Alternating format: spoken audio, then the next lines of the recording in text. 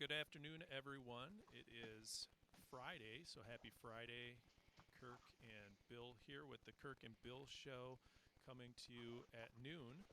If you're joining us with your lunch or coffee, thank you for your patience. Bill, how are you doing today?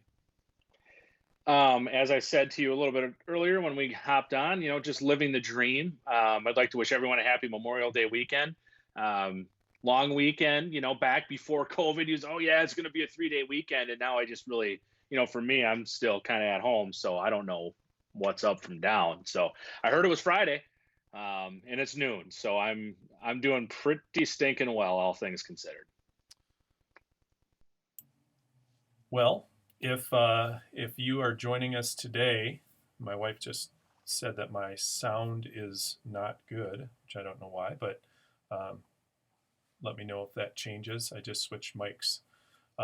Hopefully, we are kind of seeing the tail end of things, and we're moving towards a different situation in regards to the COVID-19 thing, and that's what we want to talk about today. But we're also celebrating Memorial Day, and there's not a lot going on for Memorial Day in regards to events. Someone reached out to me today and said, um, we're is there anything to celebrate or remember those that Yeah. were lost? And I said, not really. I'm going to put something out on my Facebook page and hopefully have a conversation with everyone via the digital camera. But it's unfortunately we're seeing that as well. But today is a special day. I'm wearing my blue shirt, which is why you forget which day it is. It's Blur Day or uh, Blur's Day. Blur's Day. So I'm wearing my blue shirt today. Last night, before I went to bed, I had this realization that we scheduled our Friday session at 1 o'clock, and then I realized I already had plans. I'm going to be driving a fire truck today, and Right. and so here we are. And so thank you for readjusting everyone's schedule and welcome to the show. Congratulations to all the graduates. We have a lot of great schools around. St. Croix Falls is celebrating their graduation today. We're going to do a virtual parade where people will drive through the No, school. it's a real parade. It's not a virtual Well, parade. It's a parade that's actually happening, there's right? no candy, so my kids don't think it's real. But um, and which brings up the next point when we do finally do a parade, will there be candy available, or is that going to be off limits? Um, I don't think it counts as a parade unless you have candy. I'm with your I kids. know, yeah, it's kind of crazy. So we're going to do a parade with fire trucks. We're going to go through the school parking lot, and then they have some things set up for the kids there, and then we're going to proceed downtown. And Mr. Goodmanson, our choir director, is going to be doing some announcements of the students. So that'll be kind of Awesome. fun. And that'll be in front of my office and Edward Jones' office on Kentucky and Washington. So if anybody wants to come down here and socially distance themselves and cheer on the kids, you're welcome to do that. The parade starts at 2. We'll probably be down here 15 minutes later or something like that. I don't know exactly how long it will take. But we're celebrating graduation and seniors and excited about that. But it is a tough year for them, and we acknowledge that, and we want to support them as much as possible. It's amazing that time just kind of marches on. Even in the midst of tragedy or frustration or happiness, things just kind of time just marches on. So all these milestones, we're doing things different for the first time, and it's not the way we thought it was going to be. I'm sure there are seniors and parents and other people that wanted to have a big celebration are super disappointed. I know uh, this week would have been kind of the start of the conference track meet would have happened, and then we would have been looking at regionals and sectionals and looking forward to who was going to make it to the state meet. And just to not have those things, and extrapolate it over sports or whatever you want, academics. You don't have the choir stuff that happens at the end of the year and the bands. it's just interesting. Yeah, You move on. The only option is you just have to kind of deal with the adversity that's in front of you. If you're going to dwell on it for too long and just allow it to get you down, you'll just get paralyzed because yeah. there's a lot that you can worry about. And this is real life. I mean, the students are coming into their own. This is their time, and it would have been a great time for prom and for Yeah, graduation and all those things that they are missing out on. So we can't minimize that, but this is real life, and when you get into real life, things are going to go wrong. And I'm really hoping that they can take the the experience that they're getting now and move forward in a positive way, and they will take it into their future with their career and their ability to do all kinds of great things, and that this isn't going to be a huge setback for them because I they've thought got. in real life when you became an adult, everything was just easy. Yeah, no. When I was a kid, I thought, oh, adults, it's no, being a kid is hard. An adult. Now that I'm staring 40. I'll be 40 in September, and it's like every year it gets a little bit harder. I thought it was supposed to get easier. Yeah, it's never easier. I tell my kids when you get older, they expect results, and so it's kind of a little inside joke. But it's easy to just get along through your younger years, but then when you get a job and you expect to get a paycheck, they expect results, and so you have to fulfill your what people want from you. Yeah. So we're looking at about a week since the last time we talked about the Supreme Court decision, and a lot of businesses have decided one way or another to open or not open. A lot of restaurants and bars have done some soft openings and are opening a little bit more and more each day, but not all businesses are the same. And so, Bill, from your perspective as a consultant that consults with businesses, what's your advice, or what are you seeing on reopening? And Right. what about bigger businesses? I heard a rumor today that the Minnesota State Fair made a decision about reopening, and I don't know if you can confirm or deny that, but it sounds like the Minnesota State Fair is done for the year, which is a Yeah, well, shocker. But break a little news if you haven't been, kind of at a radio or, on Facebook or whatever. But the Minnesota State Fair Board met today, and they decided that they are going to cancel the 2020 State Fair, which I think Governor Walz alluded to this 3-4 weeks ago, that he had a hard time seeing how the fair was going to move forward, which is, it just kind of is what it is. I feel bad for the businesses that's the majority of what they do. I am Minnesotan, and I'm from a small kind of rural, more farming community. So I didn't personally do it, but I had a lot of friends who showed pigs and cows, and this is a big deal. So I don't know where county fairs are going to be at. It's a little bit sad, but again, like everything else, it's just really difficult. A week ago, I said I was telling all my clients, just take a breath and figure out what's going on. And I was actually pretty surprised, especially around here, kind of greater Polk County, of just how many places said we aren't ready to, as much as we want to be open, especially we'll talk about restaurants, sit down restaurants. How many people and how many business owners just said, we're just not ready. We were expecting things to have, maybe open up on the 27th, which is, still on 5 days Tuesday, away. Yeah. and they were aiming for that. But not to mention just waiting for additional guidance of what are these best practices going to be. Now, again, I think we put out last week, and we could put them out again. The WEDC has some great guidelines. Polk County Health and other counties around us, their health departments have some great guidelines, and it really, unfortunately, there's no one thing you can point to. You just have to be extra vigilant. You have to Yeah. clean more. You have to protect yourself more. Some places require masks, some don't. And it just is kind of some have big plexiglass walls that, you can't interact with the cashiers or whoever's serving you.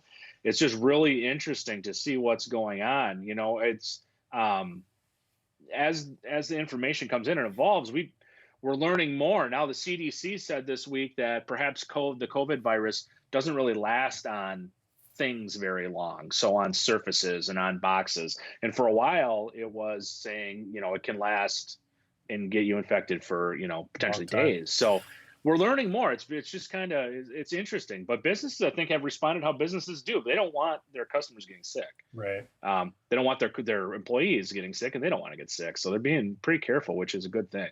There's a lot of businesses that are still afraid, and there's reasons to be afraid.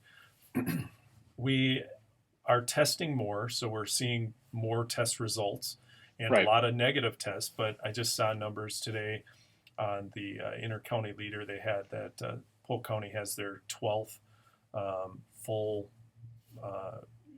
confirmed case, which in the grand scheme of things is not a lot. But it just goes to Right. show that as we test more, we're going to find more positive tests. Right. And if we were to test for antibodies, I would guess that it's been through our community to a much greater extent than we realized when we were thinking only 6 people, only 7, and now 12. But there is a fear factor for a lot of people. They're nervous about that, and that's to be expected. But we also have to realize that there are some negatives to not having a flourishing economy, and that Right. there are a lot of people that are struggling with mental health, and there are a lot of people that are struggling with just getting good health care. The number of people that have reportedly died from not getting surgeries that they needed Right. is scary. Like if it's not COVID related, we're just going to put it on hold. So you're not. I mean, it's one thing if you need a toenail removed or something like that. Maybe Right. you can suffer through that. But just like surgeries that are dealing with your heart or blood Or vessels and things even like that. even chronic disease stuff. Think Yeah. diabetics or things of that nature that perhaps you can push off for a little while, but you can't. So I can speak to that just a little bit. I read a very interesting article. It was a CEO, and I'll post it, of a major health system somewhere out west. I can't remember exactly, but he said we he thought they had scared their patients away from coming in to get care that they needed. They saw an uptick of people having severe things happen at home and not coming in. So I would encourage whoever is listening to encourage their family and their friends that if you have something that needs to see a doctor, go in, call. Yeah. They're all the healthcare facilities that I know of are taking immense precautions. They're not commingling people that have respiratory issues with others.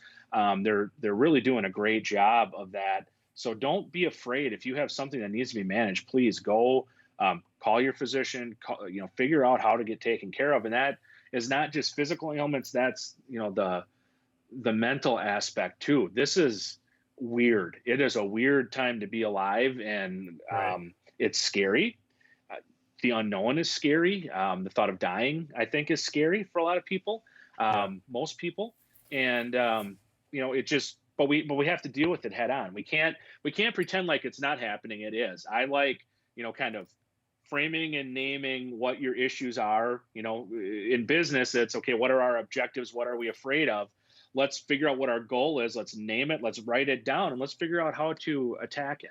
So it can work that way in your personal life too. Kind of when things that you're worried about, name it, figure out what it is, and then put a plan together. Figure out how to move forward. It's certainly, it's one of those things where we want to be adults in the room and make wise decisions, informed decisions. And part of the problem that I have is there's so many conflicting opinions. And Right. so, what is fact? What is conspiracy? What is, hyped up? And there's not a clear answer to that because a lot of the conspiracy actually sounds fairly reasonable when you first hear it. But the more research you do, it kind of you calm down and you say, okay, that was not something to share on Facebook. we all had friends that were sharing conspiracies, and I just sat back and waited for someone who had the time to do the research to debunk it. And so I appreciate that there are people that do that. But the reality is we don't know the ins and outs of this. We're still just like the CDA. CDA's now changed their position on whether It can last on a surface for a longer period of time or a shorter period of time. They're learning as they go. Are masks good or bad? You can talk to two different people and get very vast different opinions, and they both have some knowledge of it. So when do we open up for business? What are you telling your customers or your clients? Well, I mean, so there's a couple different ways to look at it. Legally in Wisconsin, We're open you're for pretty you're business. open. Yeah, You're open. It's kind of steady as she goes. Now the question then becomes, how can we do it? How can we do it safely? How can you do it?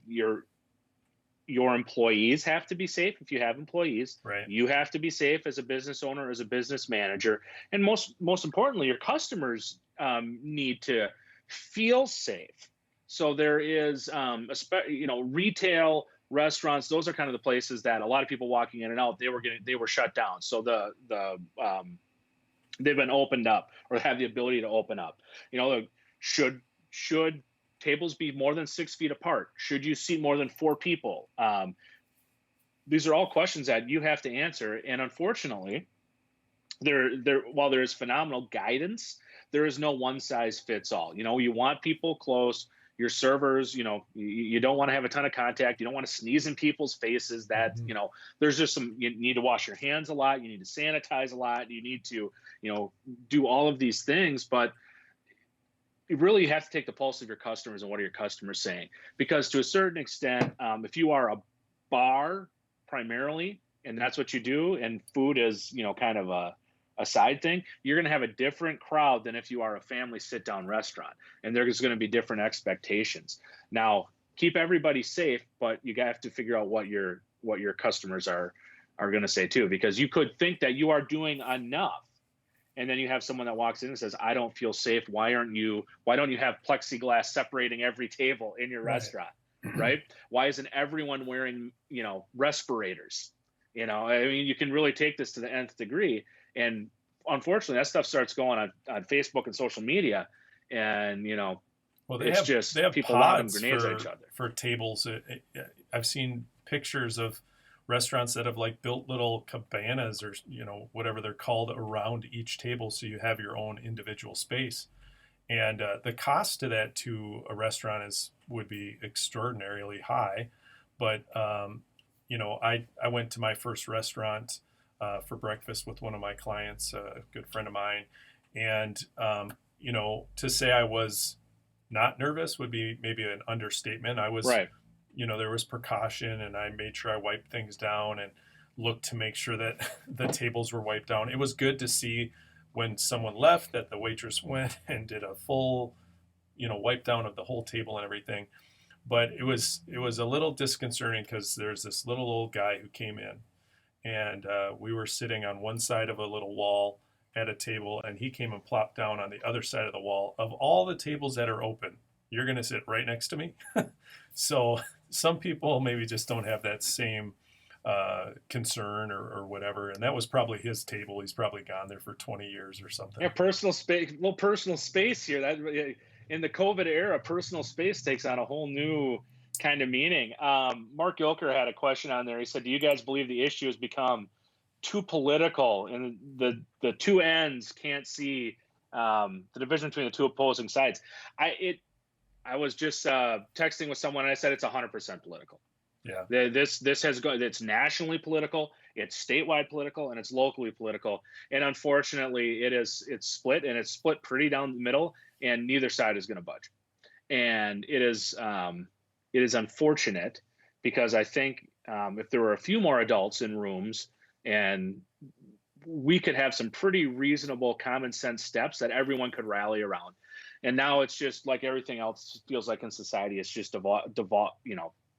it's gone into this us versus them, me versus you. Why do I have to wear a mask at Menards? You have to wear a mask at Menards. I don't want to wear a mask at Menards. Who cares? Menards says you have to wear a mask to go in there. You want to go shopping at Menards, you put on a mask. Yeah. You don't necessarily have to like it, but there just is like a level of respect that, particularly on social media the last week, this is one thing that I was disappointed about. The vitriol that was present was like nothing I've seen before. Just we're all gonna die because the state of Wisconsin is opening up, which I don't know. We'll find out in about 10 or 12 more days if Right. we start seeing COVID cases going up, up, up, up, up, and the percentage of people that test positive goes up, hospitalizations start going up, all of those things start going up, then at some they will be attributable to that, but we just don't have the data. And it's somewhere between 5 and 14 days before you start, um, you start showing symptoms. Um, but man, it just yeah, there I don't think either side is gonna see it. And I think here's my prediction, which is probably worth nothing. It's gonna go all the way through to November, and it's just gonna turn into a campaign thing. And presidential people are gonna be sledgehammering states, and governors are gonna be sledgehammering back against candidates. And no matter which side you're on, you're gonna pick someone. People are gonna pick sides, and it's just gonna be ugly. I've already seen ads on Facebook where they're in my opinion taking things completely out of context as far as Right. what the president did or didn't do. There is a political agenda for sure, and depending upon which side of the aisle wait a second. I thought we weren't going to talk politics today. We had an agreement, Bill, but I think that it is political. We're going to see that, and both sides want to win in November, and so regardless of what the facts are, they're going to spin it to their best results, and unfortunately, that is probably going to mislead the reality of what we need, which is how bad is it, how contagious is it, Right. what can we do?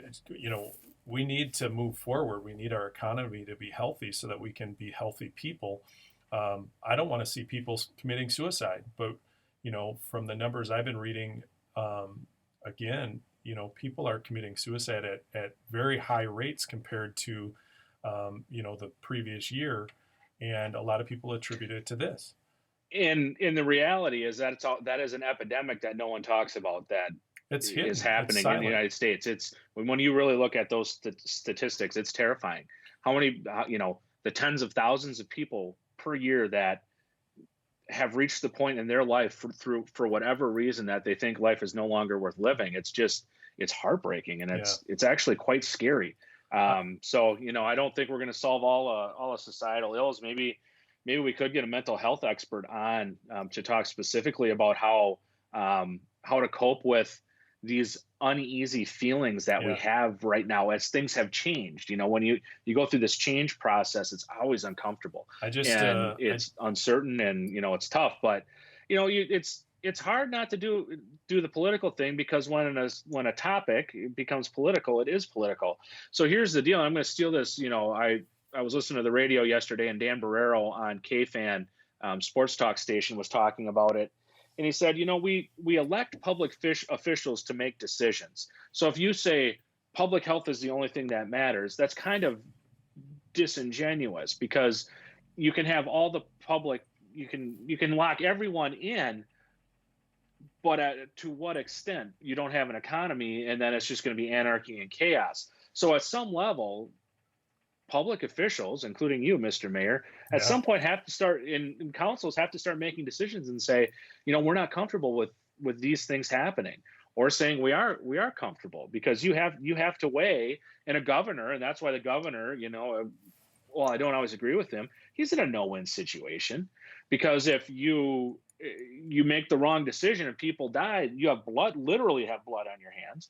On the flip side, you create an economy. There's all the negative aspects that come with that. It's really a tough deal. It's not easy. And I'll go back to something I've been saying a long time. Americans are not used to not having good options. Yeah. Where Well, there's no good options here, because we just don't know. yeah.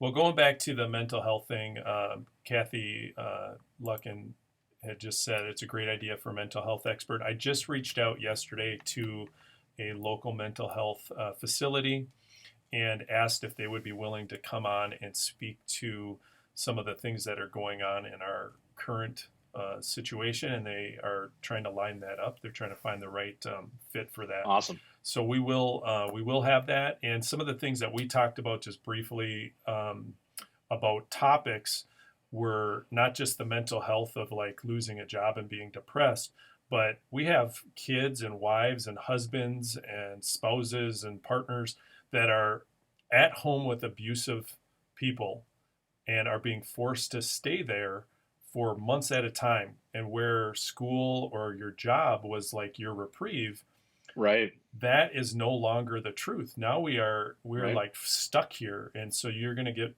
physically or sexually or mentally, verbally abused for months on end, and that's causing a lot of mental distress. And so we're going to talk about that. We're going to have a guest on and have that conversation. I look forward to that as well. But to your point about when things need to open up, I think what I hear you saying is that each business is a little bit different, Yeah. and there's financial considerations. I was looking back at my days as a Dave Ramsey coach and thinking about the financial repercussions that people are now after 2 months. I mean, some people can get through a week or two or maybe a month, but now we're going into a pretty long stretch where some people they don't have the protection around their four walls. They aren't able to pay rent, and they're putting that off. And to my understanding, that's going to have to be paid back pretty quick after they say, you can take and not pay your rent. That's not like you can never pay your rent. It's eventually you're going to have to pay that. So there's a lot of financial considerations. Businesses don't have necessarily deep pockets just because they're business owners. Their capital is thin. If you're like a lot of businesses and you didn't get that PPP loan or any type of other business loans, you might be facing closing down, which we're hearing a lot of stories, a lot of sad stories about businesses that are just closing their doors and they're not going to reopen. So, any other advice that you have for businesses as they make those decisions? Well, it don't forget where you are right now, because one of the you talk about Dave Ramsey, and one of his tenets is having that emergency fund, having that money available. And if you really look at best practices in business, bigger businesses, they stockpile cash for events just like this. They know there will be disruptions, and sometimes it's easier for bigger companies to do because they're more diverse than, say, a mom and pop restaurant that's local. Right. But as you're developing your business plan, that should be part of it. You should be, when you say how much money do we need to make, what do we need to charge, how do we know if we're doing well?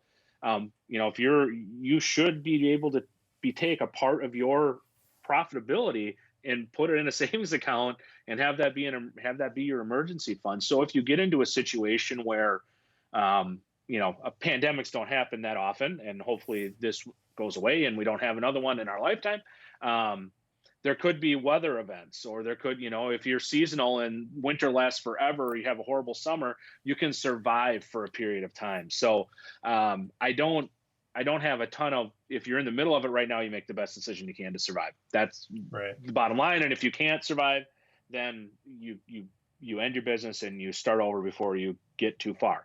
But if you survive, remember this right now, and remember, how you feel like a fish out of water, gasping for air, right? That's what I like. It's like, how do we survive? And if you have some emergency fund, if you have a savings account in your business, it makes it a heck of a lot easier to know that you have rent, you can pay rent for 3-4 months, to know that you can pay your utilities, and even if you're skinny up your payroll, you can at least cover your operating expenses and your overhead, for 3-4 months. Yeah, I don't know how many businesses or in particular individuals. I worked with individuals, and I think Mark Gilker is maybe even currently doing the Dave Ramsey coaching thing, but I don't know how many people have any safety net. I mean, the statistics that we taught in that class seem to be pretty true.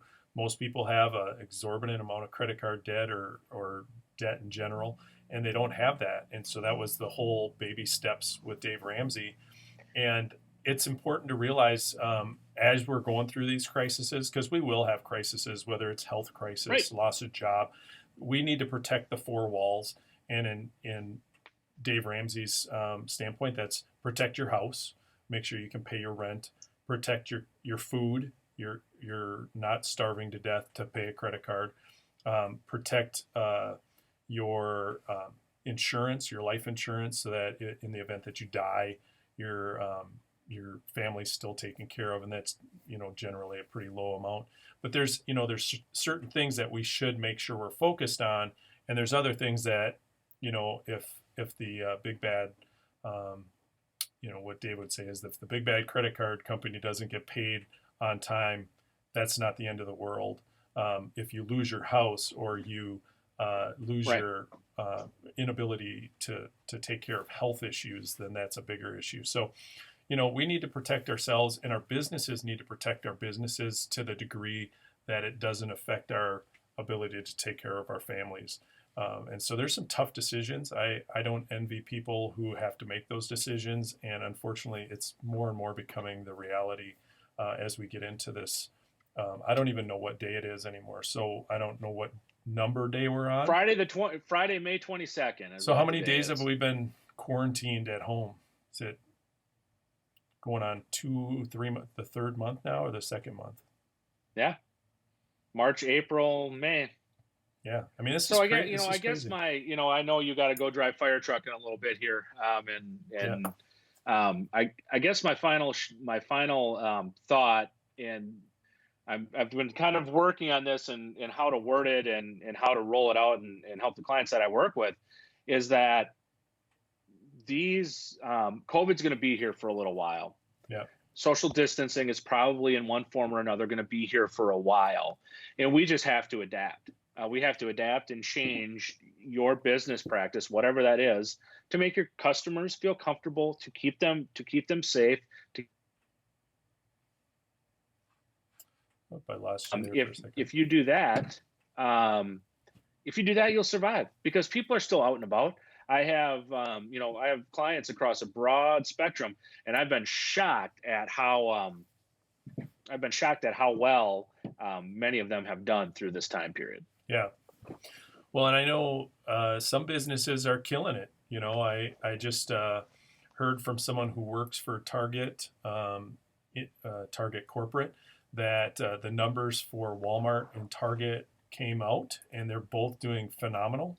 And a lot of that has to do with their pickup ordering system Right. and their robust, technology into being able to order online and then go pick it up or have it delivered. And so they're doing fantastic. And then there's other businesses that, if you're in Minnesota and you own a restaurant or a bar and you don't have a patio, you're kind of out of luck, because you can open if you have a patio. In some areas of Wisconsin, you could open, but you have to have an indoor and an outdoor, and they had to be separate entrances. So if you just have one door, you're out of luck. Yeah. So it's those rules that are set by people who probably don't have a good understanding of the difficulty that small businesses with one door have. They're facing those challenges. So, well, I think that's something that needs to continue that discussion. We need to continue to see where this leads us, and hopefully, the next time we get together, we'll have some better answers. Yeah, man, you go do your thing. You lead that parade and make those seniors proud. I know they appreciate it. I know you guys have done quite a few birthday parties and done Yeah. some drive-bys. So I'm appreciative of the fire department, and you guys. You're really. I know it makes kids' days when you do this, and this will be a special thing. The seniors, this senior class, they won't have a normal graduation, but no other senior class will have what they have. They're going to have It'll be a memories. totally special thing for them. Yeah, it's really a memory. And our friend Bob Rombach, who we had on from the We Are Network, he's going to be tapped into my Wi-Fi down in front of my office, and they're going to stream it live on the We Are SCF net page. And so the the opportunity for you to see it if you're not here is still there. And then I think tonight, I want to say it's 7ish or something. I'm not exactly sure, but just look for it. They're going to be doing kind of an official graduation ceremony. Awesome. But it's gonna have a completely different look and feel to it. But we're celebrating as much as we can, and we're looking forward to sending these kids off, and hopefully college will be somewhat normal next year, and we'll have some neat stories to tell our grandkids in 20 years. At least my kids will. So if you think of it, wave to the big white fire truck. I'll be in there. This is a treat for my kids. My little Max, 5-year-old Max, is super excited about this. Anytime he can get in a fire truck. So with that, we're going to Right. say goodbye. Thank you everyone for being here. Feel free to leave questions in the comments. We'll try and follow up at another date. But everything is shifting and changing, and we're just doing everything we can to keep you informed and have a fun conversation about it. So happy Friday. We'll see you guys later, and All right. we'll look forward to next week. We'll see you. Bye. All right. Thanks for bye.